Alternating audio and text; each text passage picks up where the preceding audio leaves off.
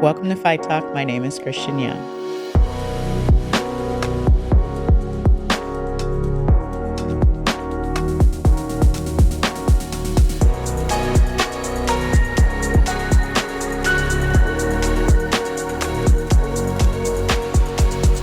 Earlier today, I talked a bit about business operations and working in a sole proprietorship versus working in a partnership and the impacts of governance on those decisions.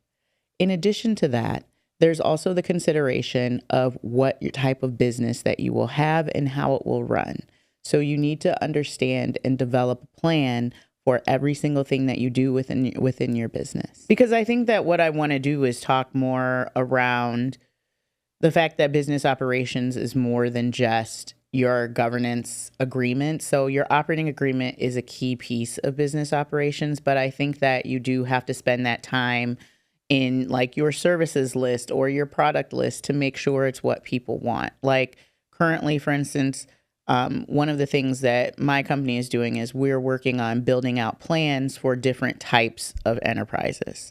So as we do that, we take that time to step through every aspect of how the business will run, what people will see, for instance, for a product, what they'll see when they open the box, how those things will be useful to them, how we can potentially make them sustainable. Like all of those things go into designing your business operations. So after you go through the process of determining who you're going to work with, it's all about how you're going to work and what the inputs and outputs to those situations are.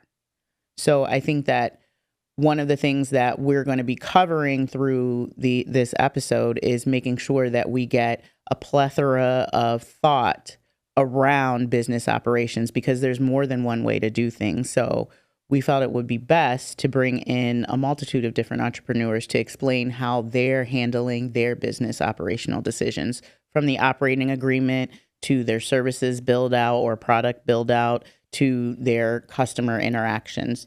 Every single step is like meticulously planned, and sometimes it's not. So sometimes you just have to figure it out on the fly. So business operations, you are a sole proprietor. And so that means that you don't necessarily have like a little team of munchkins in the back that are like, or Oompa Loompas, whatever you want to call them, working to make sure things happen. How do you get help to function? So I outsource it. That's, again, this is kind of applying my corporate knowledge and experience into my business. I work with those who this is their business and their expertise. So from a registration process to payroll to accounting, I leverage those who do it best and know it best. And I always examine it from a cost benefit, because there's obviously there's a financial outlay to do that, but then it's like, okay, what would be the cost of my time or the revenue loss essentially of me doing that? And then are there also risk costs as well, risk of noncompliance, et cetera. And then if there's things that I'm like, okay, I don't need to pay someone to do X, Y, Z, I can do it on my own, and I can maintain, level of control and oversight, I do that. So it's very selective. And it, like, my accountant just changed. And, we have estimated tax coming up in a couple of weeks. My accountant changed, and I'm like, I need to talk to my accountant because I need to know how much I need to pay. And so having to have a new conversation with the accountant. So it's there are some challenges like that.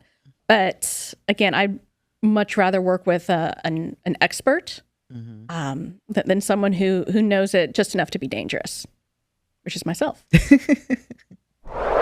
So I want to pivot a bit and have a discussion around business operations, but from the perspective of growth. Now, when you all started, you were 10 toes down in the kitchen. And I remember talking to you, and you guys had like cornered the market on KitchenAid mixers and had, the stove was like going, and, all of the efforts it took to make sure that your products were, your home was set up so that you could produce these items and sell them, but then also um, making sure that your kitchen had capacity where you guys could also eat. Yeah. Um, Yeah. how have you, as you've grown and, started the conversations around commercialization and making sure that you can meet your demand, how has that kind of shaped and evolved your business? Yeah, well, thank you for acknowledging our humble beginnings. It's interesting because I shared the story early on about how we got our first dozen orders. And at the time, Reggie had one KitchenAid mixer. And so after that, and as a thank you for how great he took care of me during that time, I bought him a gift of a second KitchenAid mixer.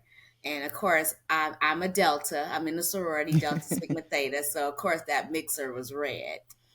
And so then over time, he would be on Facebook, Marketplace, buying more mixers. I think we probably have like about 13 mixers now here at the house.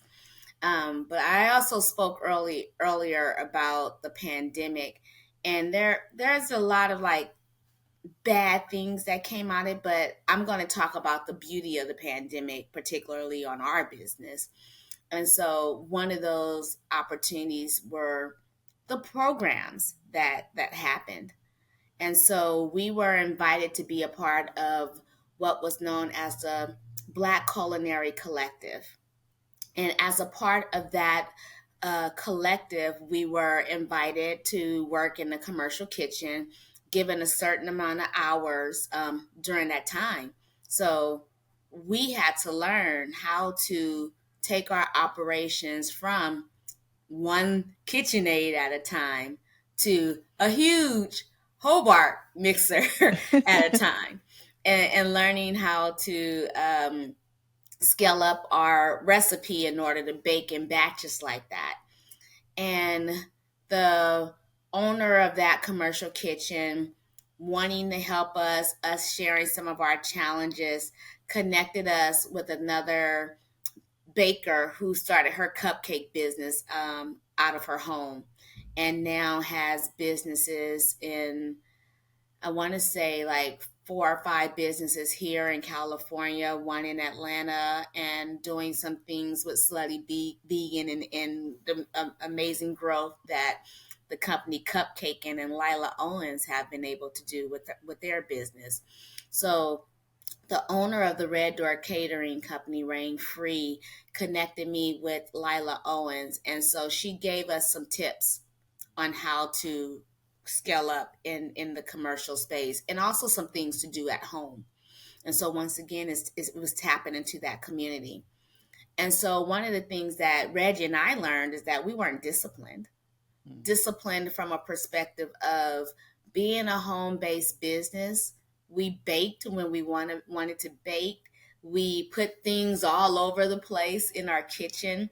Now, for the listeners, we're based out in California. And so in California, they have a CFO, a cottage food operation. So we went through the process of getting our kitchen permitted so that we could be able to bake out of our home. And so, being someone in accounting degree, I was like, there's another abbreviation for CFO. I always thought that meant something else. But we had to learn how to go from our cottage food operations to a commercial kitchen. And so being a part of that program helped us with that. It helped us to get disciplined. Like, we only had a 6 foot, if that, I guess that's right, table, versus a whole kitchen, or we could put things Mm-hmm. everywhere to bake on. We had to bake within a certain time. We had to clean within a certain time, or we would be charged by the hour on whatever we were doing. So we had to get disciplined in that regard. So that first opportunity helped us to do that.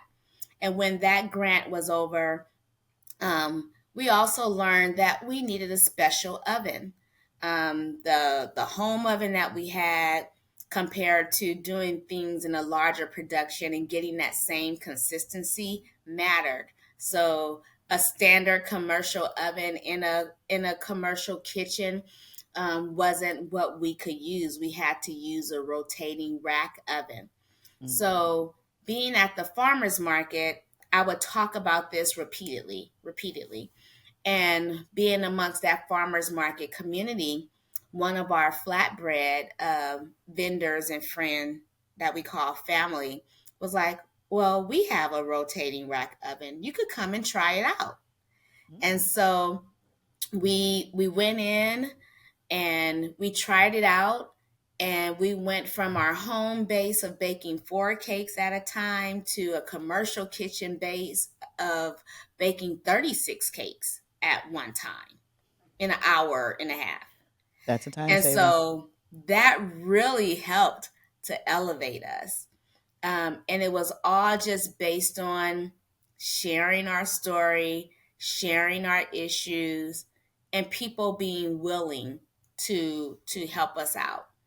And so we were able to be in that commercial space for quite some time, and being able to expand our capacity and our reach and do some of the large orders that I mentioned earlier in the podcast, as well as expand to wine lounges and restaurants, and continuing to be at farmers markets and creating a catering menu and opportunity. And so now we find ourselves back at home because the equipment that we were using in this commercial space has it needs some repair. But we've reached out to our chamber, and our chamber introduced us to another commercial kitchen, and so we're pretty close on potentially closing the deal there. And they are willing to even share some of their employees to help with the work. And so it's just interesting out of how some of these challenges and that we've had have presented us with opportunities to go and to learn and to expand. And one thing that I would add in that expansion, like when I talk about our first opportunity from a discipline, learning how to be disciplined perspective, one of the programs that we became a part of was Hands Over Twin Cities, that is a nonprofit that manage a program through Target, and Target allowed their employees to work on people businesses. And one of the first opportunities that we had was for them to work on our operations and financial model, if you will. And so that first project helped us early on to know what type of sales we would have to have in order to meet the expenses of being in a commercial space. Those are just things that two people who met on a hike had no business, had no knowledge about running a business. So with every door that's been open to us, an opportunity that has come for us has come with people that's been willing to help us. So welcome back. We're talking a little bit with Nneka, the CEO of Love Dot, around business operations. Ooh. So one of the things that we talked about earlier as far as business operations is around governance. Yes. And there's a difference between working as a sole proprietor versus working in partnerships. Mm-hmm. Have you experienced any challenges or good experiences with either one of those that you'd like to share? So I'm going to say, I love this question, but my answer is going to be very different than probably a lot of people who may be listening to this. I support it. I work, 90% of the people I work with are on the continent, right? Mm-hmm. So that's Ghana and South Africa right now, who have ran businesses a certain way. Some of that being a little bit more old school. And when I say old school, that looks very different than how we would even imagine it here, right?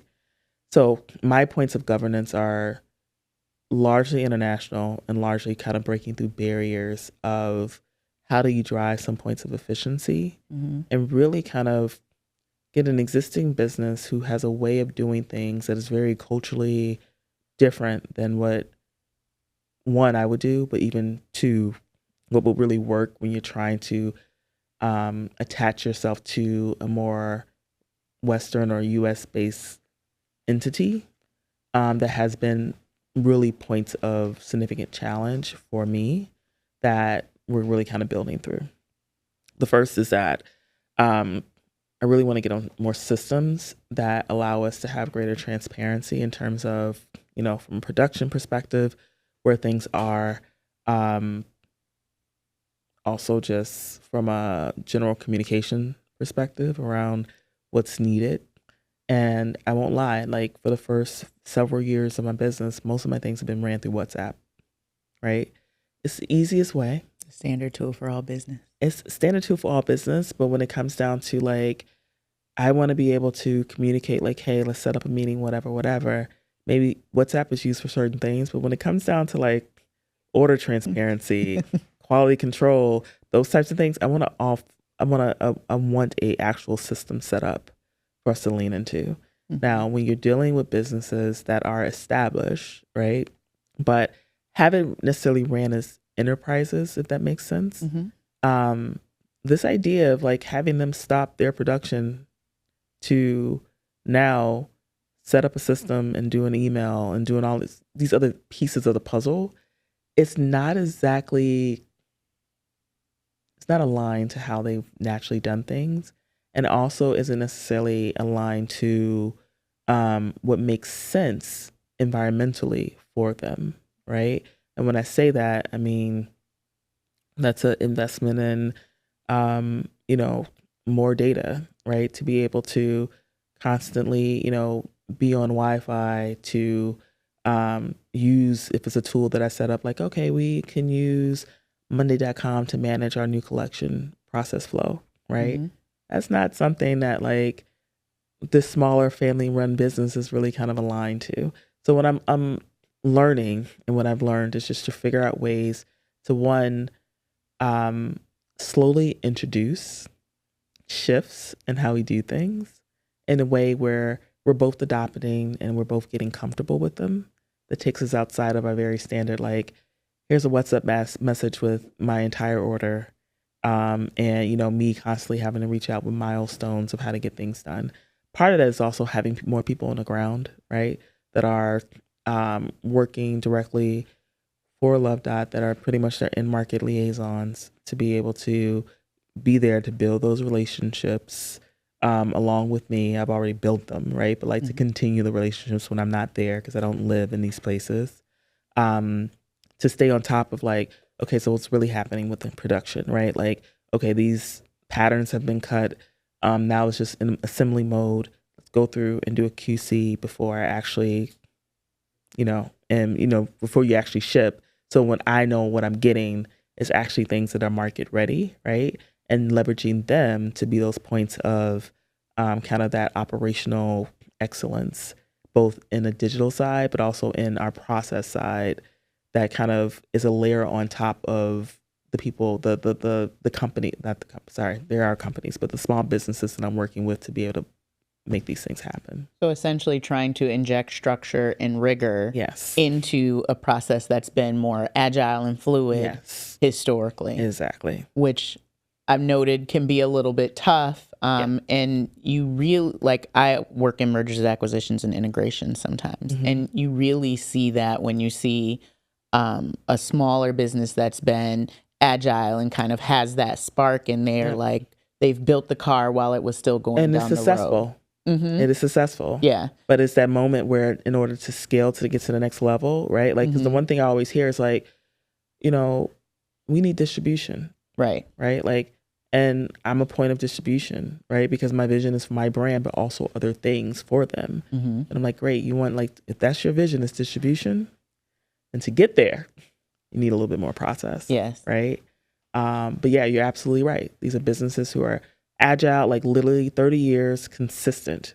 Now, the one thing in Africa I would say is that to find a business who has had workers that have worked for them for longer than maybe a year or two is actually sometimes an anomaly. right?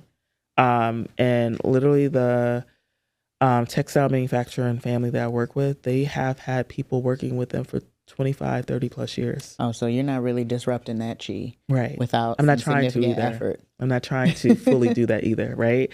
I'm trying to build with them and build something that really we both benefit from. But I recognize that there's a lot of great opportunity that they've already established that can I harness it? Can we grow something together as well? And to do that, like if I'm your number one customer, right, coming from this different place and helping you to expand, help me do that in a way that's efficient for both of us, right? It's a form of relationship building that is not coming in and trying to like knock down the house completely. It's like, okay, so how do we remodel this one part first, right? So it's a challenge for your governance kind of skill overall in order to really kind of make that work. It is. And it's also resulted in me having to think differently about how I go to market with my product. Because it was a point where it's like, I didn't want to hold a lot of inventory. So it's like, okay, I'll have so much of this made already. And then for anything else that gets sold, like if those sizes go out of stock, I'm still using this print. So just batch produce the materials. And then as each order comes through, we'll just make to order, so to speak. But because this governance piece of transparency and knowing when things are going to come and whatever, and you're taking another order, which is fine, that's your business. I'm this part of your business over here. Because I couldn't depend on that. And, you know, customers over here, they don't care. They think everything's Amazon, right? True. So it's like, even though I say on the website 2 to 4 weeks for delivery, because it's going to be this piece is handmade, a week later, I'm like, excuse me, when is this supposed to be shipped? And I'm like, okay, so this is not going to work because that's a whole nother level of like operations that I have to have attached to it from even a customer service perspective. So then it became, well, if I can't do it that way yet, that each collection is going to essentially be drops. So, which is risky, right? Because you're making everything up front and you got to sell it. Yes. Right? While you then start the next process. So for the next drop, right? Because you kind of got to keep things fresh a bit. And I'm dealing with clothing and not jewelry all the time, or something smaller that has a little bit more like, I guess you could say like the what's the term I'm trying to find? It's like the velocity of like people being able or wanting to like, oh, I see that piece, oh, I can buy that. Like it's different because clothing, people attach it to occasion. They attach it to something that they're going to go out and do, or something that's special, right? Especially when you're talking about things that may be a little bit bolder, right? Not the everyday items that you were, articles of clothing that you will wear that you don't mind refreshing if it gets worn out. So because people mentally need more excuses to purchase certain things that are not things that they may wear every day, I have to really think differently, right, about how this model really looks. So if I'm batching everything and doing these drops and building momentum around these drops, I have to be very intentional about what's included. What are the prints? How am I aligning that to the season? The colors, right? Like it gives me a little bit more control on the process side of things, but then it puts a lot more effort and energy into what's your strategy to market? What's your marketing strategy as a whole to be able to make sure each drop is successful? But it also allows you to slowly scale up. So if the first drop is only like X amount of yards and maybe it's 100 pieces per SKU or whatever, inclusive of all sizes. Okay, so whatever I build from there, I can maybe, you know, increase it 10, 20% on the next drop. So let's pivot a little bit and talk about business operations. Okay. So you are an owner of your own real estate investment group, which is a group where you partner with family. Yep. And then you're also in another real estate investment company where you partner with ex-colleagues. Yes. Can you tell me a little bit about your approach to governance, particularly when you're working with other people? Yeah. I think I can thank my dad for this one. He had a real estate investment group with some of his friends back in the day. And they did some really awesome things, but I think where they did not tie the knot on was like the documentation, the contracts, what works, what doesn't, and getting into it. And so I've always had that in the back of my mind, like especially going into business with people that you care about, like your friends or your parents or your family. I think it's better to get through all of those difficult conversations up front and put it down on paper. And I think some of those, so having an operating agreement, I was just thinking back, I was at this conference and ran into this woman. We started talking and she had a real estate investment group with her friends. And so I reached back out to her when we were starting our group to say like, hey, what was that agreement? She sent it over. And for me, it was the basis of understanding like, okay, like here's a great starting place for the components and things that we should be thinking about research as well, like online, but just, what's actually real life and living, because they'd been going for, I think, 5 or 7 years at that point, right? So it's working for them. But I think just the importance of what are those things that are important to you, writing them on paper, getting lawyers involved. And I think what was important about what we did is like, you should have your own lawyer, right? That's nothing I learned in business school. Like you need to have your own lawyer. The company has their own lawyer. And then it may take some time, but you have to come to a place so that going forward, you have a document to work from. So like one of the things that was interesting in our experience is that we took 2 years, I think it was, to come to alignment on the operating agreement. And I think that it cannot be underestimated the amount of work that it takes to, number one, make sure that everyone understands what is in specific clauses and things, but then also making sure that everyone agrees because there's a lot of nuancing that's involved. How much of that do you think we could attribute to just personalities versus an actual need to be that diligent? Yeah. It's a good one. I think it's probably 50-50. I think that there's a mystique about starting a business and you're like, ooh, like I'm going to do this and like boss up or whatever, the term is that you're going to use. And I think a lot of times people don't talk about the actual, what it takes logistically to get things going. And you add that with like, not only 1, not 2, but 4 people that are different backgrounds, coming from different places, have different needs. A business is a relationship. And that's like one of my favorite professors said that you should know the same things about your people that you're getting into business with as you would a husband, because it is legally binding. You are binding yourself legally to X amount of people, right? Like we had uncomfortable conversations about finances, things I have not told people I probably dated. Like, here's my full financial background, here's my debt, here's my like, it's uncomfortable, right? But you need to have those conversations because we are tying ourselves to each other legally. If I have a warrant out for my arrest, like I hope that you guys would want to know that before we tie together. And now, we're in business together and there's an issue. So I do not, by the way, but I think that part of things. And so the advice, and I'm rounding this, I've learned that I do not answer questions directly. It's okay. But here we go. I'm rounding back to your question. What I learned from the same woman who gave us the operating agreement as an example is that the same thing happened with them. They thought they would like stand something up and buy a house like, within the next month. And it took them about 2 years. I think there might have been 4 or 5 of them. And then so we were on brand. We were. Okay. And similar process happened where they had to let somebody out of the group. It wasn't working. So I think you use those early years to figure out your dynamics. Are you on the same value path? What are your goals? Like for us, we want to buy and hold. We're not about flipping, at least not right now. And so some people might be like, I'm trying to get in and get out. That's probably not a match. So this literally just like when you were talking, I just started thinking back through that entire process and how I think that it was a challenge just because we were all coming at it from a different lens and some things you really do not think about. Yep. Now you have the joyful opportunity to also work with family. Yes. And I call it a joyful opportunity because I feel like family in a lot of instances when you work with them are like, oh, well, we love each other. We're family.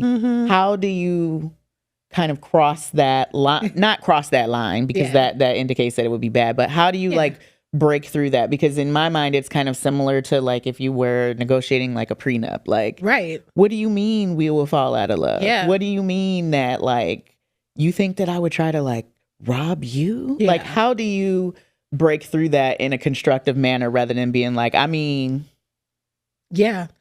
I will answer this by saying I think I've been lucky because the family that I work with now is a similar background. So ex-corporate America, very, been in real estate, all the contractual things. And so having that conversation with that family member was not difficult because we have each other's best interests at heart. So to put something on paper that feels like what we would do anyway was not a big deal.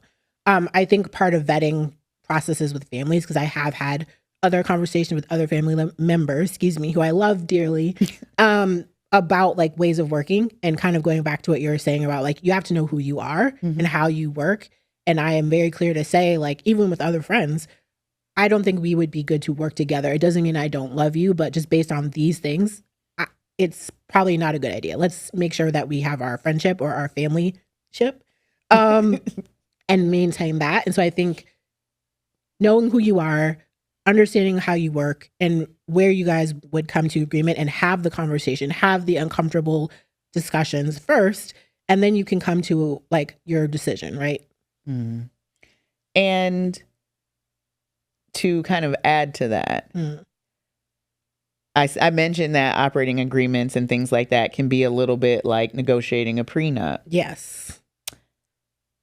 How important is it to understand your business partners' ecosystems, like their family units, their kind of things? Like, I remember the conversation that we had around financials, and that was tough. Like, yes, to actually pull out your credit report in front of 4 other people and say, hey, yeah, this point right here was a rough time, but we bounced back. Things like that can be fairly tough. But then taking it down that additional layer to understand, like, are you married? Are you thinking about getting married? How does this work? How did that kind of impact your process? Yeah, I think, again, the 2 people I can credit things with, so the same woman that gave me that reference, when we were talking about, lessons learned that she had, it was that conversation around half of her friend group was married at the time, half was not, when they got into business together. So they had to have that tough conversation around, if something happens, you're married, we get into business with each other based on the laws of the state in which you have formed your business. If something happens to yourself, I would have to go into business with your husband because he would get everything that is yours, including your stake in the business. And I didn't vet your husband. Like, I'm not, like, no offense to your husband or your boyfriend or fiance or your girlfriend or whatever, but I do not want to go into business with them. So what do we have to do so that your stake in the business either gets, sent to your estate and we can move on, buy you out, or whatever the terms are. And I think watching that from the aspect of my dad's side of the house, and I will not, give his business away, but I saw that happen live. So I think just you do the same way, like, hopefully you're getting premarital counseling and you're doing all the tough things that you do before you decide to marry someone, is the same way that you should know about each other's stuff. I had the comfortable conversation where I had to say, like, I have a gang of student loans. Unfortunately, I don't have a trust fund. I wish I did. And so, like, I had to take out loans. Like, here's how it will or will not impact our business. And if I do get married one day, he will be signing a prenup and a postnup before, because I am not in the business of making my group mates or my business mates have to deal with somebody that they didn't sign up to do business with. And the last thing I will say is making sure that all that ticks and ties into what's in your operating agreement. And it's very written, and that I think we had some of our folks their husbands sign actual documents that said, I am not, like, wanting this business in so many terms. So I think all those things are important. It's uncomfortable, but business is not, for play, as they say. So, yeah, I think I was voted to send that document to be like, Could you, excuse me, sir, can you, So sorry. please, We love don't you. know if somebody will bop you on your head We and love you'll you. start acting crazy. So can you please just sign this? Because we don't want any parts of you. Yeah, Yeah, that was interesting. love you.